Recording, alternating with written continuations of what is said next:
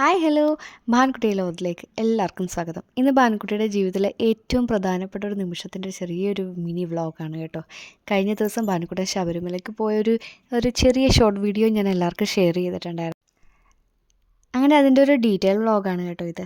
ഞങ്ങൾ രാത്രിയാണ് പോകാനായിട്ട് ഉദ്ദേശിച്ചിരിക്കുന്നത്. അപ്പം നമുക്ക് വൈകുന്നേരമാണ് കെട്ടുമുറുക്കും കാര്യങ്ങളൊക്കെ. അപ്പോൾ ഉച്ചയ്ക്ക് ഞങ്ങൾ ചെറിയ രീതിക്ക് ഒരു സദ്യ ഇണക്കിയിട്ടുണ്ടായിരുന്നു, ഞാനും ചേച്ചിയും കൂടെ. അങ്ങനെ എന്താ പറയുക, നമ്മുടെ കുഞ്ഞി ചേച്ചിയുടെ കുറച്ച് ഫ്രണ്ട്സ്, സ്കൂളിൽ നിന്ന് കുറച്ച് ഫ്രണ്ട്സും കാര്യങ്ങളൊക്കെ ഉണ്ടായിരുന്നു. അവരെയൊക്കെ ഞങ്ങൾ വിളിച്ചിട്ടുണ്ടായിരുന്നു കേട്ടോ. അങ്ങനെ നമ്മുടെ ചുറ്റുവട്ടമുള്ള 2-3 പിള്ളേരും ഉണ്ടായിരുന്നു. അങ്ങനെ എല്ലാ കുഞ്ഞു മക്കൾക്കും കൂടെ സദ്യയും കൊടുത്തു, ഭാനുക്കുട്ടനെ ഇരുത്തി കഴിച്ചു. പിന്നെ ഒപ്പം ഞങ്ങളും. അതെല്ലാം കഴിഞ്ഞ് ഒരു 5 മണിയൊക്കെ ആയപ്പോൾ നമ്മളുടെ കാവിൽ വിളക്ക്, ചുറ്റുവിളക്കെല്ലാം കത്തിക്കാനായിട്ട് പോയി. കുടുംബത്തോടെ എല്ലാവരുമായിട്ട് ഞങ്ങൾ പോയി വിളക്ക് വെച്ചു കേട്ടോ.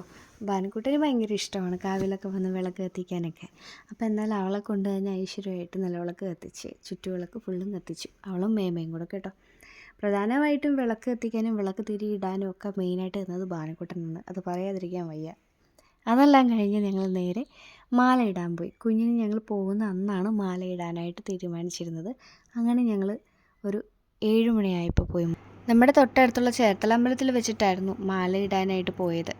അപ്പയും ബാനുവും ഏകദേശം ഒരു 7 മണിയൊക്കെ ആയപ്പോൾ ഇവിടുന്ന് പോയി. അവർ രണ്ടുപേരും മാല ഇട്ടിട്ട് പെട്ടെന്ന് തന്നെ തിരിച്ചു വന്നു കേട്ടോ. ആ സമയത്ത് നല്ല അത്യാവശ്യം മഴക്കാറും ഇടിവെട്ടുമൊക്കെ ഉണ്ടായിരുന്നു. അപ്പോൾ പിന്നെ അധികം നേരം അവിടെ നിന്നില്ല, പെട്ടെന്ന് തന്നെ പോന്നു. നമുക്കിവിടെ 8 മണിയോടെ ആകുമ്പോൾ ചടങ്ങുകൾ ആരംഭിക്കണം. നമ്മുടെ വീട്ടിൽ വെച്ച് തന്നെയാണ് നമ്മൾ പ്ലാൻ ചെയ്തിരിക്കുന്നത്. അങ്ങനെ വീട്ടിൽ വന്നു. ഭാനുക്കുട്ടൻ്റെ മാല ഇച്ചിരി വലുതായിരുന്നതുകൊണ്ട് 2ആയിട്ടാണ് കേട്ടോ ഇട്ടത്. അതൊരു ഇച്ചിരി ഇടയ്ക്കിടയ്ക്ക് ബുദ്ധിമുട്ടുണ്ടായിരുന്നു, അതല്ലാതെ വേറെ കുഴപ്പങ്ങളൊന്നും ഇല്ലായിരുന്നു. ഭാനുക്കുട്ടൻ്റെ ഡ്രസ്സ് ഇങ്ങനെയാണ് കേട്ടോ, പക്ഷേ നമ്മൾ പറഞ്ഞ മോഡലല്ല, അത്യാവശ്യം ഫ്ലെയർ ഇട്ടൊക്കെ തന്നെയാണ് തയ്ച്ചേക്കുന്നത്. എന്നാലും കുഴപ്പമില്ല, ആളതിലൊക്കെയാണ്. അങ്ങനെ നമ്മുടെ ചടങ്ങുകളെല്ലാം ആരംഭിച്ചു. ഭാനുക്കുട്ടൻ്റെ വല്യച്ഛൻ തന്നെയാണ് കെട്ടുമുറുക്കലിന് പ്രാധാന്യം വഹിച്ചത് കേട്ടോ. അവളുടെ ചടങ്ങുകളും കാര്യങ്ങളും എല്ലാം ചെയ്തത് അവളുടെ വല്യച്ഛനാണ്. അപ്പം ആ ഒരു ഭാഗ്യം എൻ്റെ മോൾക്ക് കിട്ടി.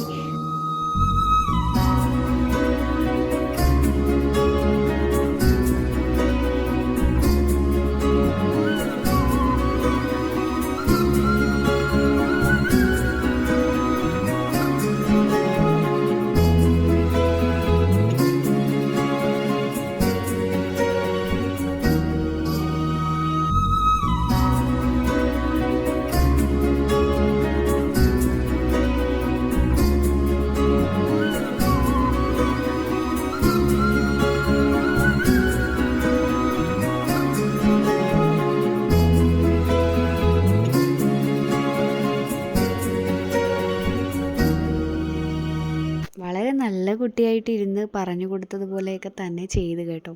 ചെറിയ ചെറിയ അലമ്പുകളൊക്കെ ഉണ്ടായിരുന്നെങ്കിലും അങ്ങനെ ചടങ്ങിൻ്റെ സമയത്ത് ആൾ വളരെ ഓക്കെ ആയിരുന്നു. അങ്ങനെ ഏകദേശം ഒരു 9 മണിയൊക്കെ ആയപ്പോൾ നമ്മുടെ ചടങ്ങുകളെല്ലാം കഴിഞ്ഞു കേട്ടോ. പിന്നെ ഒരു ചെറിയ സ്നേഹവിരുന്നൊക്കെ ഉണ്ടായിരുന്നു. അതെല്ലാം കഴിഞ്ഞ് നമ്മളൊരു 10 മണിയോടെയൊക്കെ നമ്മൾ വീട്ടിൽ നിന്ന് ഇറങ്ങി.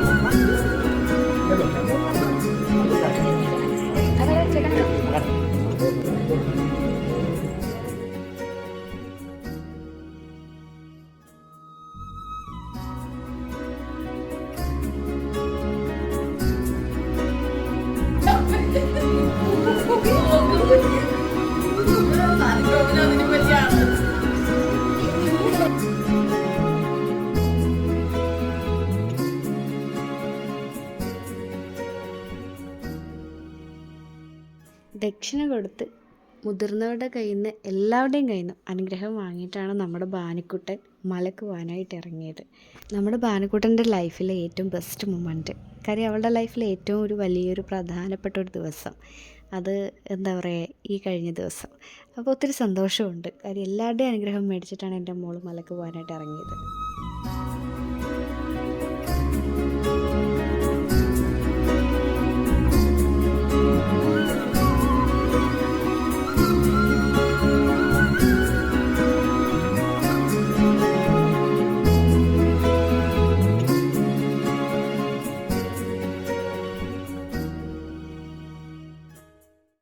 അങ്ങനെ 10 മണിയായപ്പോൾ നമ്മൾ ചേർത്തലയിൽ നിന്ന് ഇറങ്ങി. ഒരു 2 മണിയൊക്കെ ആയപ്പോൾ നമ്മൾ പമ്പയിലെത്തുകയും ചെയ്തു. കുറച്ചധികം നേരം ഞങ്ങൾ കാറിൽ തന്നെ റെസ്റ്റ് ചെയ്തു. കാര്യം റൂമൊന്നും എടുത്തിട്ടില്ലായിരുന്നു. റൂമൊക്കെ എടുക്കേണ്ട ആവശ്യമില്ല, കാര്യം ഞാൻ മാത്രമേ പമ്പയിൽ സ്റ്റേ ചെയ്യുന്നുള്ളൂ. അപ്പോൾ പിന്നെ കുഴപ്പമില്ലല്ലോ, കുറച്ച് നേരത്തെ കാര്യമല്ലേ ഉള്ളൂ എന്ന് കരുതിയിട്ട് എടുത്തില്ലായിരുന്നു. അങ്ങനെ 4 മണിയൊക്കെ ആയപ്പോഴും ഞങ്ങൾ പമ്പയിൽ കുഞ്ഞിനെയും മറ്റുള്ളവരെല്ലാവരും ഒന്ന് ഫ്രഷായി.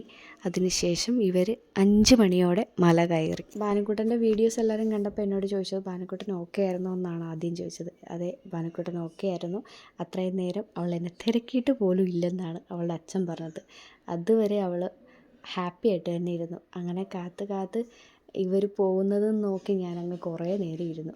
ഭാനുക്കുട്ടൻ്റെ 6ാം മാസത്തിൽ ഭാനുക്കുട്ടനെ ചോറ് കൊടുക്കാൻ കൊണ്ടുപോയ ഓർമ്മയാണ് പെട്ടെന്ന് എനിക്ക് വന്നത്.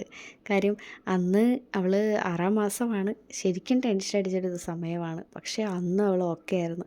അതുപോലെ തന്നെ ഇപ്പോഴും കൊണ്ടുപോയപ്പോൾ നമ്മുടെ ഉള്ളിൻ്റെ ഉള്ളിലൊരു ചെറിയ പേടി, കുഞ്ഞിന് എന്തെങ്കിലും ബുദ്ധിമുട്ട് അങ്ങനെയൊക്കെ ഉണ്ടാവും എന്നൊക്കെ ഒരു പ്രാർത്ഥനയോടെ തന്നെയാണ് നമ്മൾ കുഞ്ഞിനെ വിട്ടത് തന്നെ.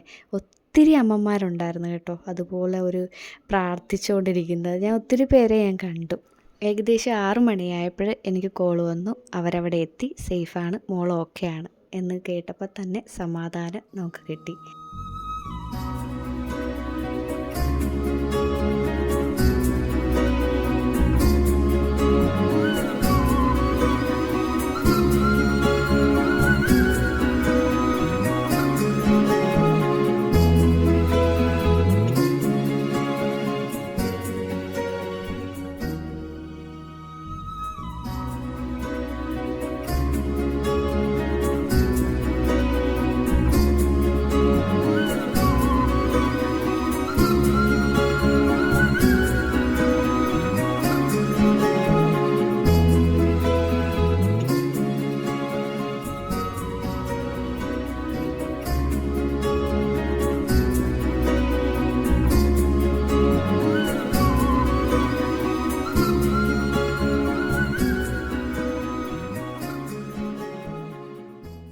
അങ്ങനെ ഭാനുക്കുട്ടൻ അയ്യപ്പനെയും കണ്ട് വളരെ സന്തോഷത്തോടെ കൃത്യം 11:30 എൻ്റെ അടുത്തോട്ട് വന്നു കേട്ടോ. അപ്പോൾ എല്ലാവർക്കും ഈ ഒരു ചെറിയ വിശേഷം ഇഷ്ടമാണെന്ന് വിശ്വസിക്കുന്നു. നെക്സ്റ്റ് വീഡിയോ കാണുമ്പോഴേക്കും ടേക്ക് കെയർ, ബൈ.